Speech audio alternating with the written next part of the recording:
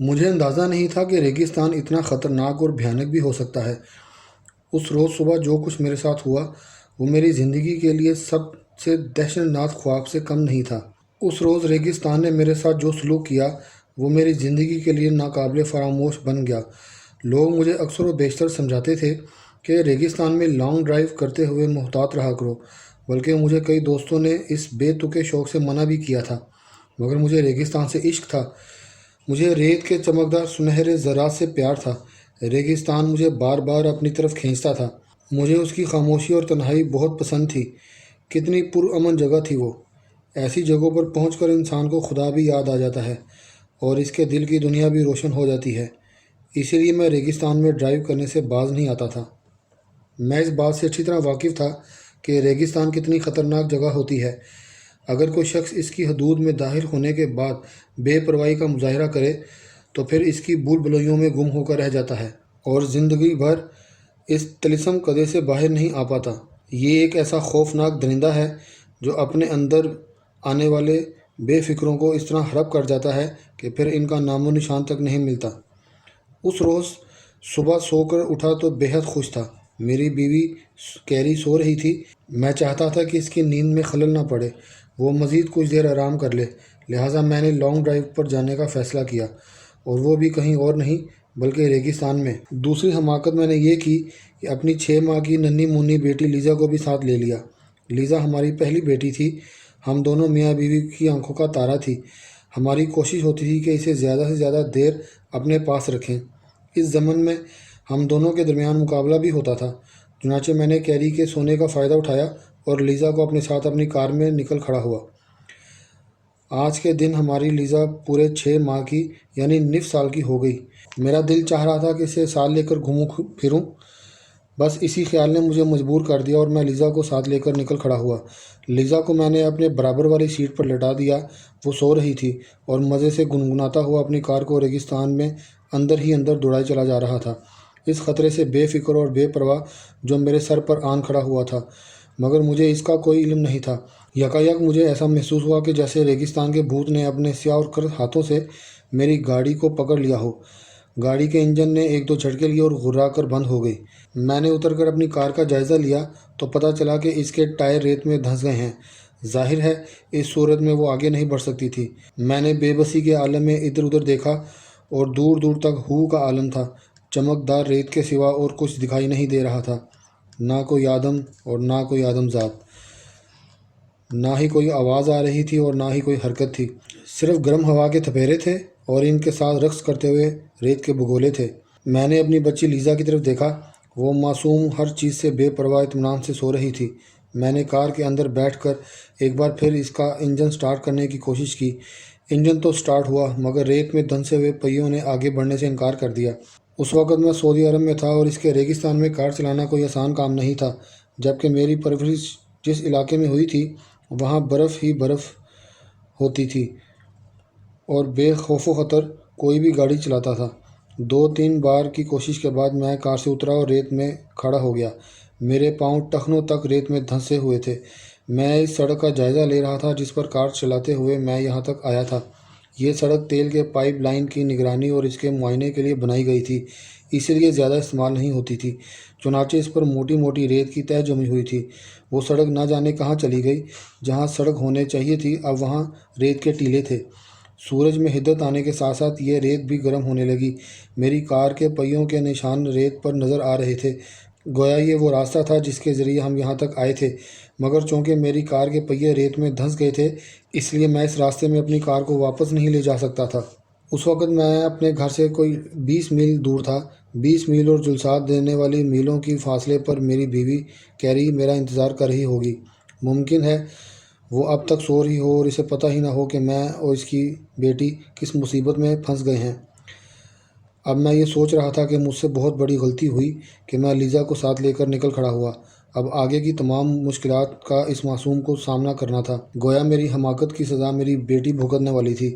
میرے معدے میں گرہیں سی پڑ گئی تھیں اور خوف کی لہر میری رگوں میں سرایت کر گئی تھی۔ یہاں نہ کوئی فون تھا اور نہ کوئی دوسری کار۔ میری کار میں فون بھی نہیں تھا۔ آس پاس کوئی بھی زیرو نظر نہیں آ رہا تھا جس سے میں مدد کی درخواست کرتا۔ اس کی مدد سے اپنی کار کے پہیوں کو ریت سے نکال پاتا۔ میں نے خدا کا شکر ادا کیا کہ تھوڑی دیر پہلے ہی میں نے لیزا کو دودھ کی پوری بوتل پلائی تھی۔ یہ بوتل میں گھر سے ساتھ لے کر چلا تھا، لہٰذا اس کے جاگنے یا رونے کا امکان نہیں تھا۔ بھوک کی وجہ سے وہ نہ تو مجھے ستاتی، بلکہ اگر گرمی ناقابل برداشت ہو جاتی تو پھر وہ مجھے پریشان کر سکتی تھی، لیکن فی الوقت وہ خطرے سے بے نیاز اطمینان سے سو رہی تھی۔ میں نے کار کے پاس گھٹنوں کے بل بیٹھ کر ریت نکالنی شروع کر دی۔ میری کوشش تھی کہ جلد از جلد کار کے ٹائرز کو ریت سے آزاد کر دوں۔ میری فوکس ویگن کے نیچے کی پلیٹ تک ریت میں دھنس گئی تھی۔ مجھے یہ کام مشکل لگ رہا تھا، مگر اس میں کوشش کرتا رہا۔ کافی دیر کی کوشش کے بعد پھر کچھ نہیں ہوا۔ میں تھک کر ہانپنے لگا۔ پھر میں نے پیدل ہی واپس جانے کا ارادہ کیا۔ اس سے پہلے بھی میں 25 میل کا فاصلہ پیدل طے کر چکا تھا۔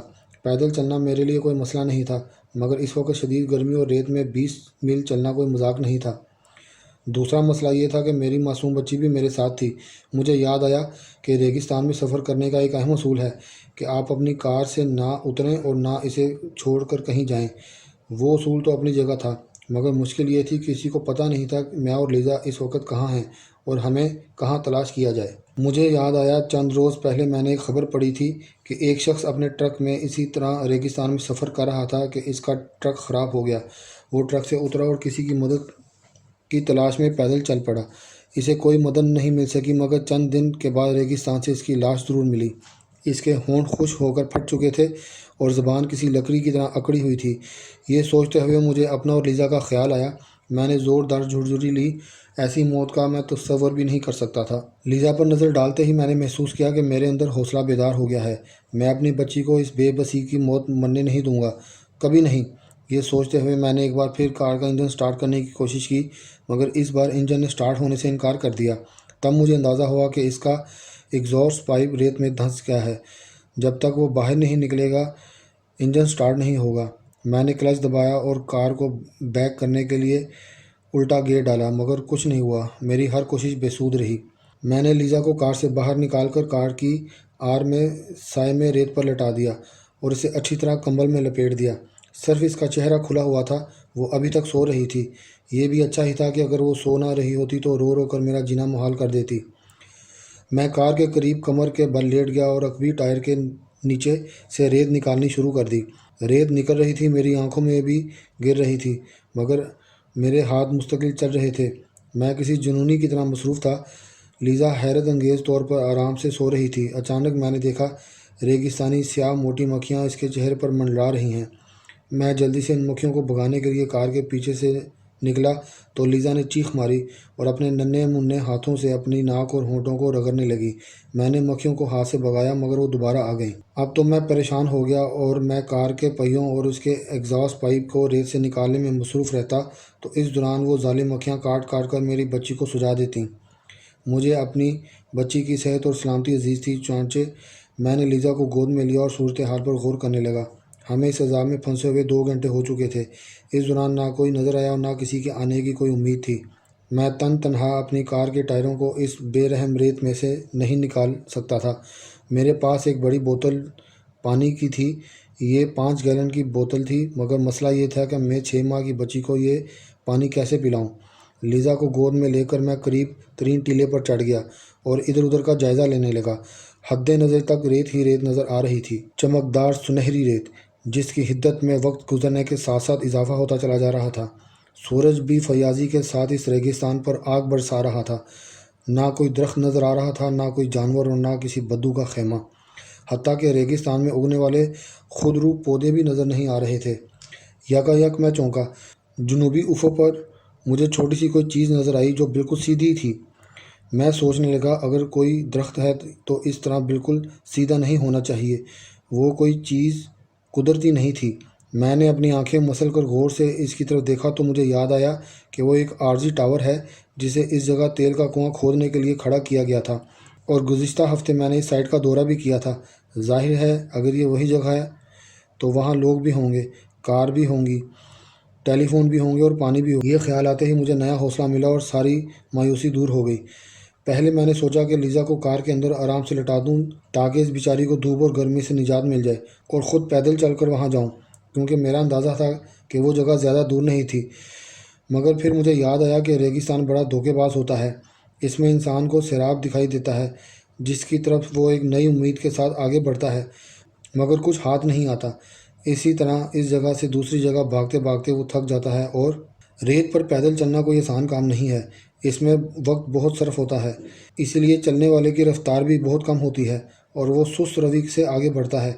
ایک اور مسئلہ یہ تھا کہ تھوڑی دیر کے بعد کار گرم ہو جاتی اور اس کے اندر کا موسم ناقابل برداشت ہو جاتا۔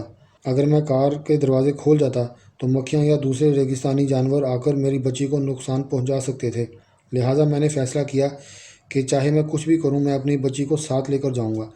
یہ ارادہ کرنے کے بعد پہلا کام میں نے یہ کیا کہ پانی کی بڑی بوتل کار سے باہر نکالی، اور اس کا وزن محسوس کرنے کے بعد میں اس نتیجے پر پہنچا کہ لیزا کو اور پانی کی اس بوتل کو ایک ساتھ لے جانا میرے لیے ممکن نہیں۔ چنانچہ میں نے ایک کپ میں پانی ڈالا اور لیزا کو پلانے کی کوشش کی، مگر 6 ماہ کی بچی کپ سے پانی پینا کب جانتی تھی؟ وہ یہ سمجھ رہی تھی کہ میں اس کے ساتھ کھیل رہا ہوں، لہٰذا اس نے پانی کے بلبلے بنانے شروع کر دیے اور ننھے منھے ہاتھوں سے اس کے چھینٹے اڑانے لگی۔ اس نے پانی کے کپ میں ہاتھ ڈال دیا تھا جس سے پانی گر گیا تھا، اس کے کپڑے بھی بھیگ گئے اور کمبل بھی۔ مجھے اس کی کوئی پرواہ نہیں تھی۔ میں نے اپنی انگلیوں کی نرمی سے اس کا منہ کھولا اور تھوڑا سا پانی اس کے حلق میں ٹپکایا۔ اسے زور کا اچھو لگا اور اس نے وہ پانی باہر نکال دیا۔ میں چند گھونٹ اور ٹپکائے، اس سے کم از کم اس کا حلق اور زبان سوکھنے سے محفوظ رہ سکتے تھے۔ ابھی نہ جانے مجھے اس کو گود میں لے کر کتنا سفر کرنا تھا، اس لیے میں نے اونٹ کی طرح خوب اچھی طرح پانی پی کر اپنے معدے میں ذخیرہ کر لیا تاکہ آگے اس کی ضرورت نہ پڑے۔ میں نے کاغذ کا ٹکڑا لیا جو میں نے میگزین سے پڑھا تھا اور اس پر سرخ قلم سے عبارت لکھی۔ وقت دن کے 11:50۔ میں پیدل چل کر جنوب میں تیل کے کنویں کی سائٹ کی طرف جا رہا ہوں جہاں ایک عارضی ٹاور کھڑا ہے۔ یہ سائٹ اس جگہ کے اور اس کے درمیان کہیں واقع ہے۔ یہ میری بچی لیزا میرے ساتھ ہے اور ہم دونوں خیریت سے ہیں۔ اس کاغذ پر میں نے اپنا نام لکھا اور اپنی کمپنی کا بیج نمبر بھی ڈال دیا۔ اس کے بعد اس کاغذ کو اسٹیئرنگ وہیل پر ایک ٹیپ کی مدد سے چپکا دیا۔ پھر میں نے لیزا کا سر اپنے قمیض کے بٹن کھول کر قمیض کے اندر کر لیا۔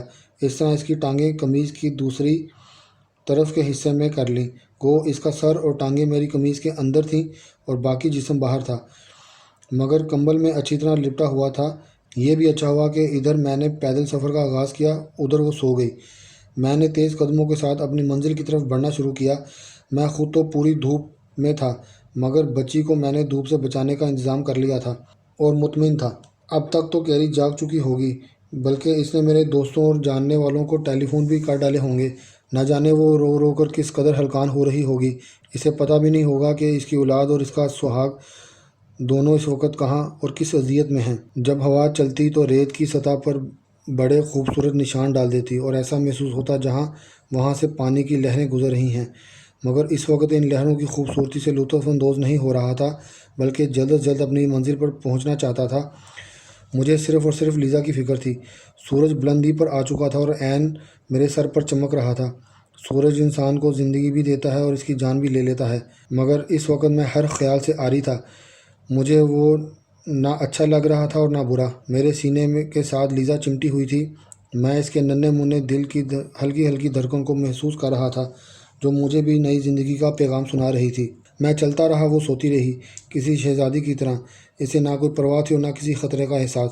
وہ اپنی ڈیڈی کے محفوظ ہاتھوں میں تھی اور اس وقت ریگستان کا درجہ حرارت 100 ڈگری تھا۔ مجھے پسینہ آ رہا تھا، مگر اس وقت یہ پسینہ ایک نعمت لگ رہا تھا کیونکہ اس کی وجہ سے میرا جسم ٹھنڈا ہو رہا تھا۔ پسینہ آتا جو فوراً ہی خشک ہو جاتا۔ لیزا کو بھی پسینے آ رہے تھے۔ مجھے بازو میں نمی کا احساس ہو رہا تھا، مگر میری قمیض اور اس کے ہلکے کمبل نے اسے محفوظ اس کے جسم کی نمی میں کوئی کمی نہیں آئی تھی۔ البتہ میں یہ سوچ کر پریشان تھا، اسے پیاس لگی تو کیا کروں گا۔ خیر، آخر میں ایک بلند پہاڑی تک پہنچا۔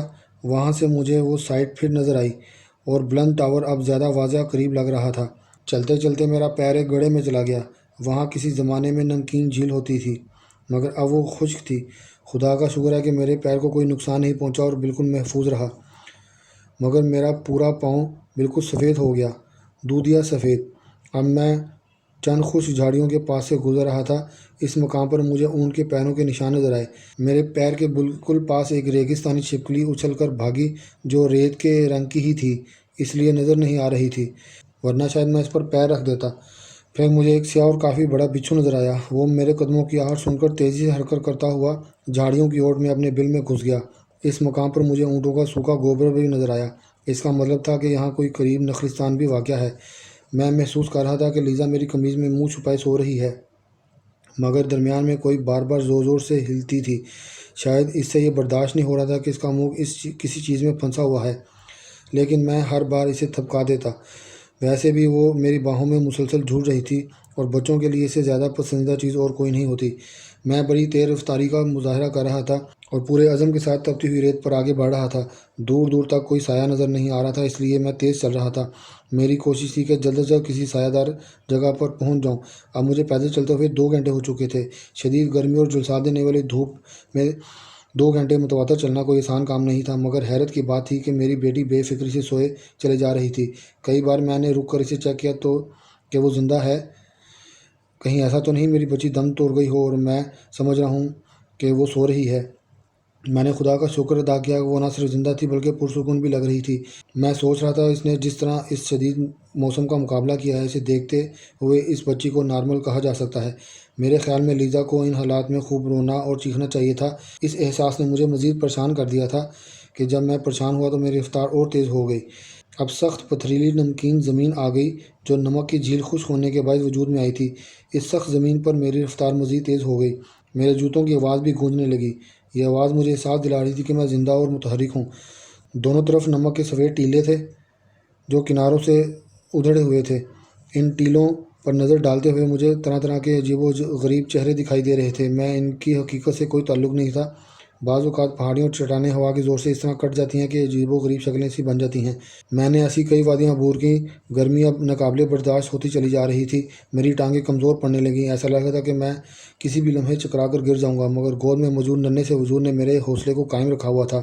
مجھے اس سفر کے دوران کئی سیراب نظر آئے جو دور سے پانی کے چمکتے ہوئے چشمے لگتے تھے، مگر چونکہ ان کی حقیقت سے واقف تھا اس لیے میں ان کے دھوکے میں نہیں آیا، ورنہ ایسا سیراب ریگستان میں بھٹکے ہوئے مسافروں کی جان لینے کا سب سے بڑا سبب ہوتے ہیں۔